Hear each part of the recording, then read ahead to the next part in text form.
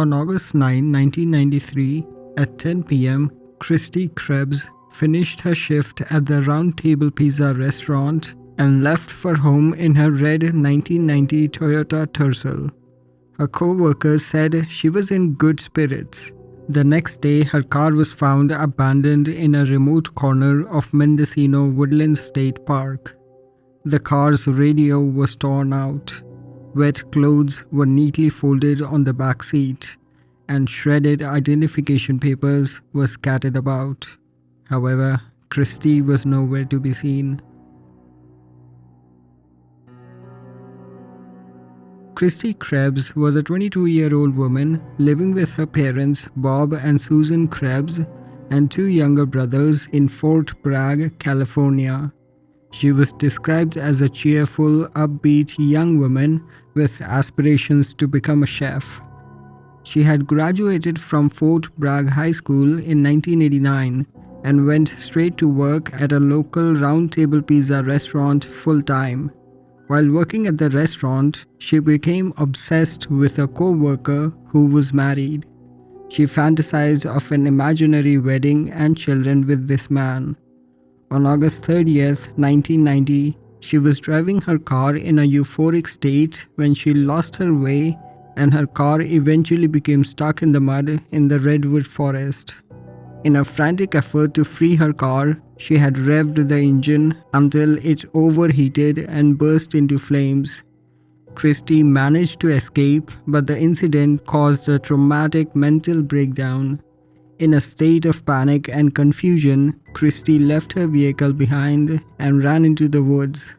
Kristi was found the next day by some railroad workers.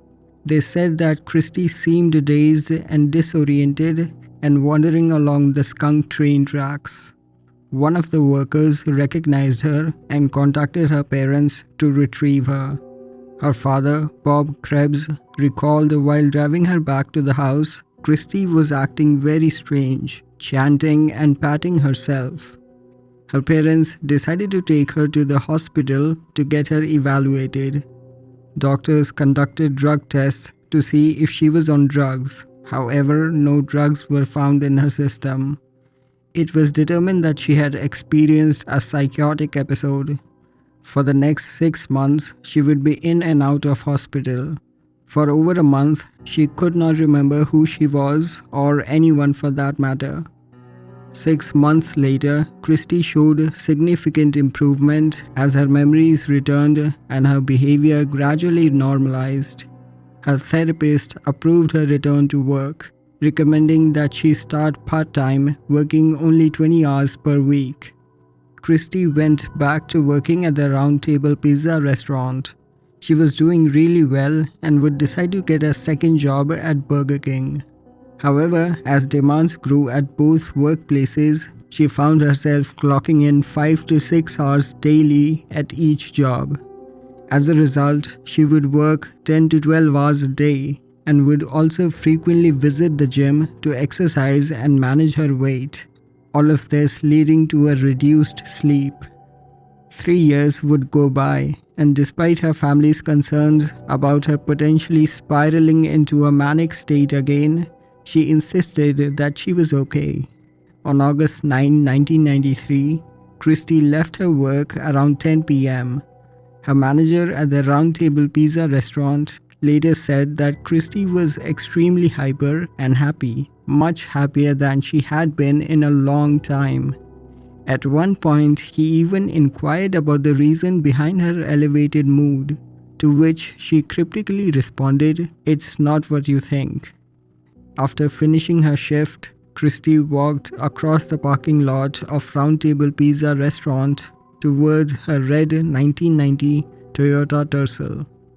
Co-workers saw her climb into her car and drive out of the parking lot. This was the last time that Kristi Krebs was seen alive. When Kristi did not come home, her parents reported her missing and a full-scale search was launched. The next day, her car was found abandoned in a remote corner of Mendocino Woodlands State Park. However, Kristi was nowhere to be seen. Examining the car, police found that the car's radio had been ripped out and faint traces of blood were evident on both the dashboard and the front seat. Additionally, torn identification papers and photographs were strewn across the front seat and outside the vehicle, respectively. Kristi's work clothes were found in the back seat, folded up and wet. Her gym bag with her gym clothes, a fluorescent pink shorts and a white t-shirt featuring coordinating colors was missing. It wasn't immediately clear if Kristi herself had driven her car into Mendocino Woodlands State Park or if some type of foul play was involved. Police issued a public plea urging anyone who had encountered Kristi on August 9 to come forward. Soon, the police received a call from a park ranger at McCreacher State Park, 20 miles north of Mendocino Woodlands State Park. The park ranger said he saw Kristi sitting in her car in the parking lot of a nearby public beach in McCreacher State Park on August 9 around 10:30 p.m. The ranger told Kristi that the state park's lot closed half an hour earlier and that she needed to leave. Kristi told the ranger that she was relaxing after work and asked him if she could stay, but the ranger insisted she couldn't, leading Kristi to agree to leave. The park ranger said the interaction was friendly and that he did not notice anything unusual about her. Police believes that when Kristi left the parking lot, she drove straight to Mendocino Woodlands State Park. While driving, her car got stuck in the mud. She then raced the car's engine until the two tires blew out. Her father, Bob, believes that Kristi had a flashback to the car fire she had in 1990 and may have suffered another psychotic break. In an apparent fit of confusion and rage, she bashed the hood of her car with a rock and tore up personal photographs and identification. Her parents believe she then abandoned the car and walked into the woods. It is believed she fell into the nearby creek and returned to the car to change into her gym clothes, a fluorescent pink shorts and a white t-shirt featuring coordinating colors. The Mendocino County Sheriff's Department, along with volunteers and search dogs, launched an extensive search of Mendocino Woodlands State Park and the area surrounding where Kristi's car had been found. A witness later reported seeing a woman matching Kristi's description on the day her car was found. According to the witness, he saw her hitchhiking along Highway 20. He recounted, quote, "There were several individuals hitchhiking near the road leading up to the harvest market and she was among them," end quote. Initially mistaking her for his niece, he slowed down as he approached the group of hitchhikers. He had a good look at the woman and he believes it was Kristi Krebs. He also accurately described Kristi's gym clothes. By the time authorities got there, Kristi was no longer there. Despite extensive searches, Kristi remained missing. There would be several sightings of Kristi in the following few months. The most credible sighting came 9 months after Kristi vanished, when a woman named Alicia Larson saw her missing poster in a Salt Lake City gas station and recognized her as a hitchhiker she had picked up on August 11, 1993. The woman said that she picked up Kristi near Interstate 80 in Salt Lake City, Utah. As she got into Alicia's car, she stated, "You're looking at the happiest girl in the world," a phrase Susan confirmed was one that her daughter used often. During the ride, the woman introduced herself as Chris, which was Kristi's nickname. She told Alicia that she had fallen in love with a trucker that she had recently met and was traveling to Amarillo, Texas to marry him. However, Alicia said that the woman seemed paranoid, claiming that she was afraid of the police and could not go back home because it would put her parents at risk. Alicia wanted to believe her story, but it was clear to her that the woman was in a world of her own. Alicia dropped her off near a McDonald's in Park City, Utah. As the young woman got out of the car, she remarked, quote, "Burger King is better," end quote. Since Kristi worked at a Burger King at the time of her disappearance, her parents confirmed that this was also something Kristi likely would have said.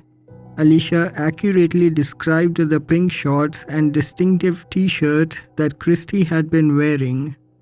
Alicia visited the Krebs at their home while on a trip in San Francisco, staying with them in Fort Bragg for a week, and shared information about the half hour she spent with their daughter. Everything from the way the girl smiled and sometimes licked her teeth when her mouth was dry, to the way Alicia described her running up to the car when she stopped to the side of the highway, felt familiar to the Krebs. Kristi's parents were convinced that Alicia had indeed picked up their daughter. Susan later said she told us about conversations and mannerisms that were completely credible, that anyone who knew Kristi would recognize. This is the only positive sighting we have had of Kristi, but we know she hitchhiked out of Fort Bragg and made it to Salt Lake City in a very happy, though delusional state. She felt she couldn't come home because her family would be in danger. There would be several other witnesses who reported seeing Kristi. However, they have not been confirmed. In March 1994, a woman whose daughter attended the same class as Kristi claimed to have spotted her near Highway 101 in Humboldt County. The woman was walking 10 feet away in the rain. When the witness called out Kristi's name, she glanced towards her before disappearing into the nearby woods. She said, quote, "It seemed like she was in a daze and had been walking for quite a while. She just kept on going, like she was in a trance." A few months later, on June 30th, 1994, approximately 300 miles south of where Kristi's abandoned car was discovered, Mike Case, an off-duty highway worker, encountered a hitchhiker just outside Visalia, California. Mike said that initially he suspected the woman might be under the influence of drugs, but after conversing with her briefly, he realized she seemed to be lost in her own world. Mike observed 2 slash marks on her wrist. When he inquired about them, the woman explained that she had experienced a breakdown and had a boyfriend who, quote, "wasn't very kind." Over the course of approximately 90 minutes together in the car, the woman shared details about her relationship with her seemingly insincere boyfriend, mentioned having relatives in San Jose, and expressed her fondness for the ocean. All this later resonated with Kristi's parents: a seemingly fictional boyfriend, a desire to visit San Jose, where Kristi once had relatives, and her love of the ocean. Mike dropped her off at the intersection near Hanford, California. He didn't think much of the encounter until he saw Kristi's picture in a trucking magazine. He contacted the authorities, and after her parents sent more photos of Kristi, he was certain that the woman he gave ride to was Kristi. Over time, Kristi's case faded from the headlines. However, her parents have never stopped looking for Kristi. Kristi remains missing to this day. If Kristi is alive, she would be 53 years old today.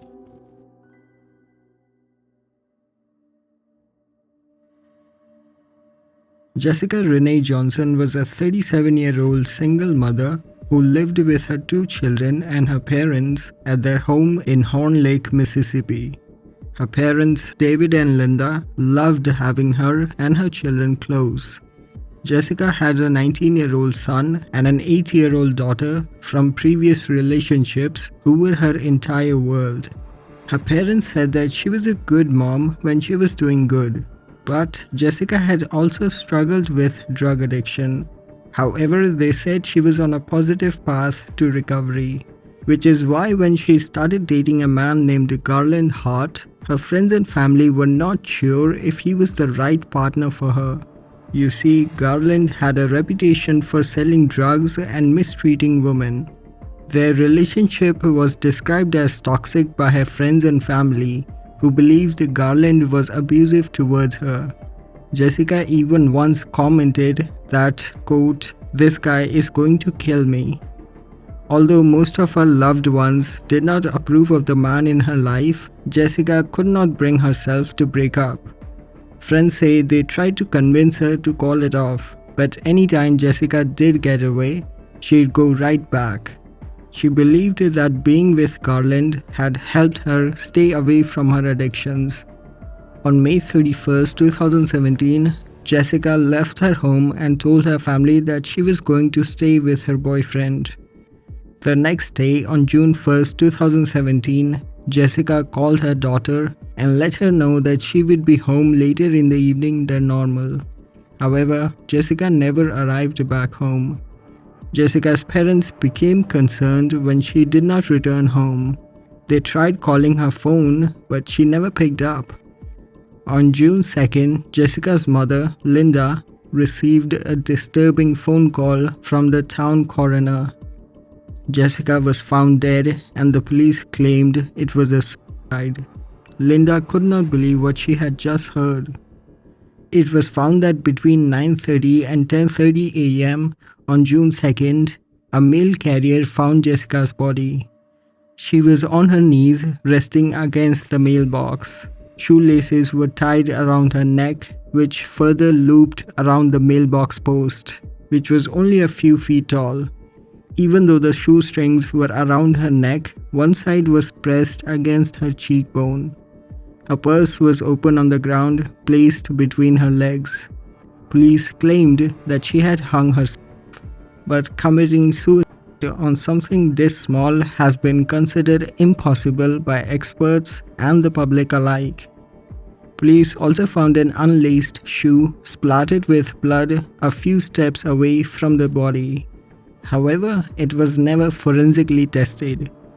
Jessica's body was taken for forensic examination, and the coroner found numerous marks on Jessica's hand, along with a footprint that hinted at the victim being beaten before her death. However, the cause of death was determined to be asphyxiation due to ligature strangulation.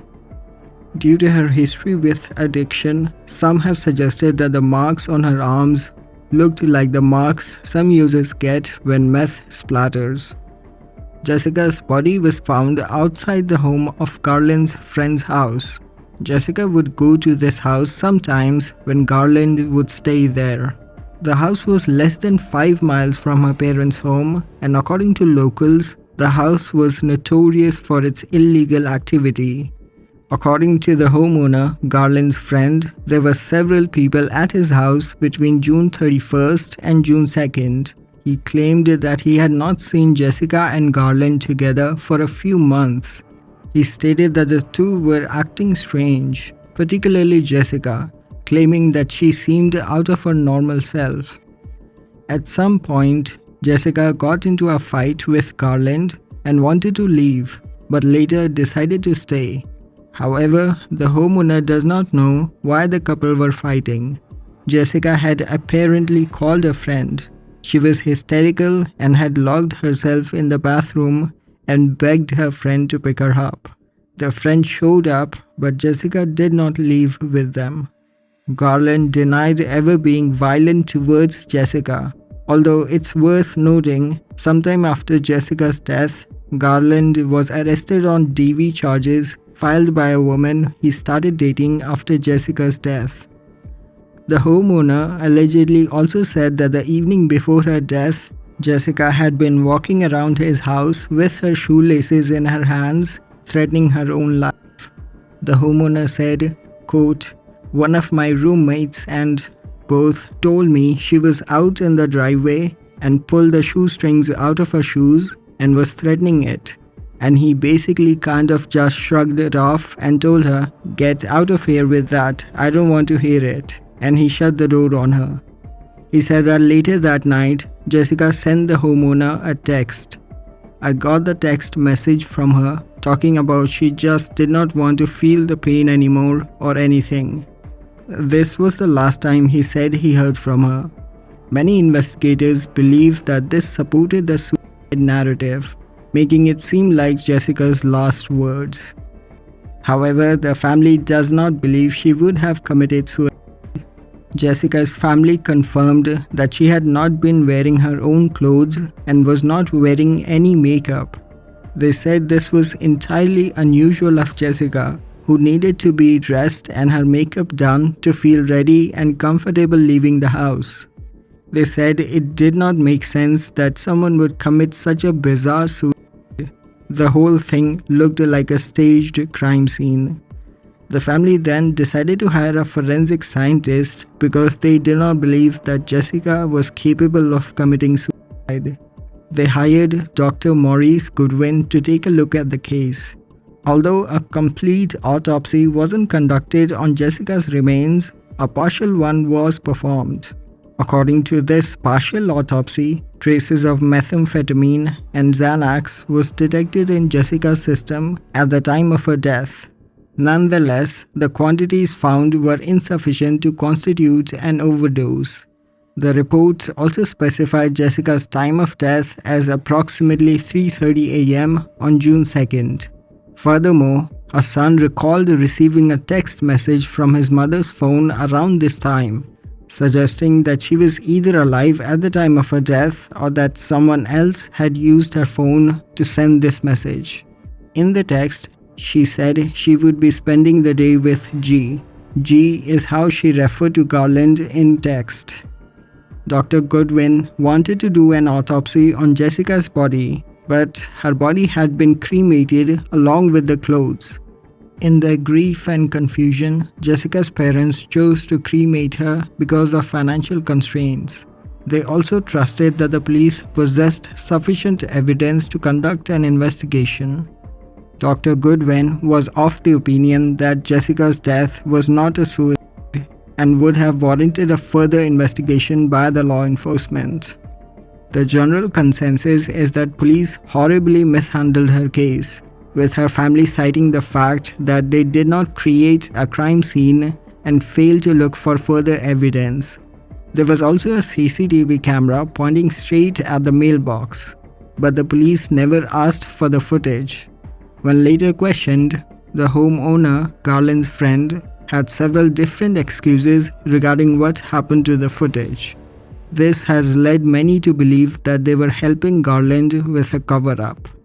Police did question Garland and the homeowner, but they were never charged. The police never considered Garland a person of interest. Adding insult to injury, Garland changed the passcode on Jessica's phone before handing it over to the family. Despite their requests, he withheld the code, thereby preventing them from accessing additional evidence that could potentially implicate him in the crime. Apple was also unwilling to assist in the family being able to gain access. Even though Jessica had problems with drugs before and was having a tough time with her boyfriend now, her friends and family never thought she would consider ending her life. She was working hard to make things better, and she loved her children too much to even think about it. Even Jessica herself had confided in her mother at one point that if anything were to happen to her, it would be because of Garland. Linda said, quote, "She told me, 'Mama, if anything happens to me, go find him. You know I'm not going to mention his name, but go find him.' The case is still open and active."